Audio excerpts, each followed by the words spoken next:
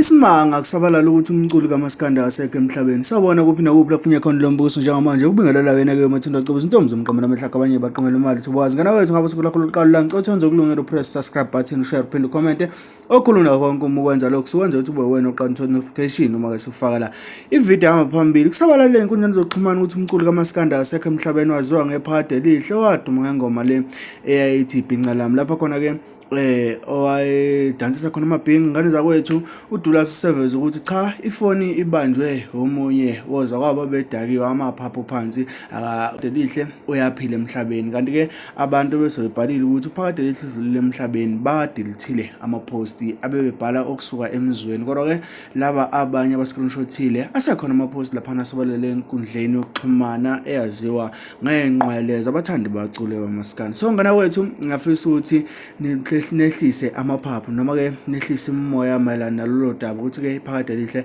alisekho emhlabeni. Cha likhona iphakade lihle lidlanhlamvana futhi nje bekudlekile einkabini zaseke isabalalisa ukuthi akasekho engenzeka ukuthi bekufone yena uDulas Sodom. Ahlangana lapha na comment section uzuvo lakho mayelana nalolu daba. Thank you.